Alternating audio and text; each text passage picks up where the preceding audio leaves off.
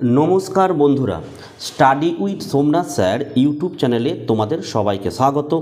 আজকের ভিডিওতে থাকছে দেখো Netaji Subhas open university UG BDP history CCHI 13 assignment 2025-এর উত্তর নিয়ে আলোচনা। তোমাদের যেটা বলবো, অবশ্যই তোমরা সেট 1 সেট 2 প্রত্যেকটার উত্তর আগে খাতায় লেখো, তারপরে কিন্তু পরীক্ষা দিতে বসো।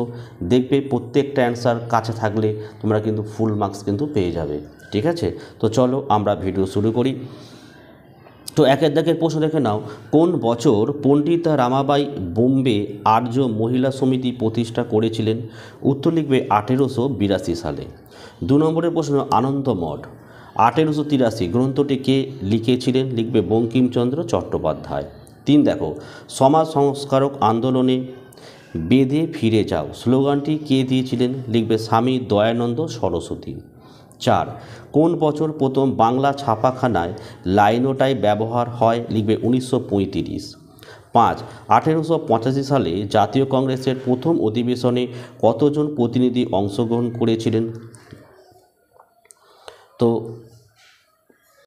এখানের উত্তরের অপশানগুলো ছিল 75, 79, 77 এবং 82। কিন্তু সঠিক অ্যান্সারটা কিন্তু পাইনি। যদি কেউ সঠিক জানো অবশ্যই কমেন্ট করে জানিয়ে দিও। 6 নম্বর দেখো, কোন নেতৃত্বদ্বয় স্বরাজ্য দল গঠন করেছিলেন? লিখবে CR দাস ও মতিলাল নেহেরু। 7 নম্বর দেখো, আম্বেদকর ভারতীয় সমাজের কাদেরকে ব্রোকেন ম্যান বলে অভিহিত করেছিলেন? লিখবে অস্পৃশ্যদের। 8 নম্বরের প্রশ্ন দেখো, Hindu wife Hindu Nations community religion and cultural Nations 2002 গ্রন্থটি লিখেছিলেন কে? তানিকা সরকার।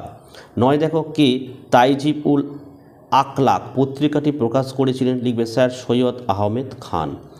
10 নম্বরের প্রশ্ন দেখে নাও, আলিগড় মুসলিম বিশ্ববিদ্যালয়ের প্রতিষ্ঠাতা কে ছিলেন? লিখবে স্যার সৈয়দ আহমেদ খান। যদি কোনো ছাত্রছাত্রীর নোটস বা অ্যাসাইনমেন্টের উত্তরের প্রয়োজন হয় অবশ্যই দেখো নিচের হোয়াটসঅ্যাপ নাম্বারে যোগাযোগ করে স্বল্প মূল্যে তোমরা সংগ্রহ করতে পারো। ভিডিও ভালো লাগলে একটি লাইক করো এবং চ্যানেলে নতুন হলে চ্যানেলটিকে সাবস্ক্রাইব করো। পাশে থাকা বেল আইকন প্রেস করে অল নোটিফিকেশানটাকে অন করো, যাতে আমি যখনই কোনো ভিডিও আপলোড করব সবার প্রথম যেন তোমাদের কাছে পৌঁছে যায়। তো আজকের ভিডিওটি আমি এখানেই শেষ করলাম। তোমরা প্রত্যেকে ভালো থেকো এবং সুস্থ থেকো।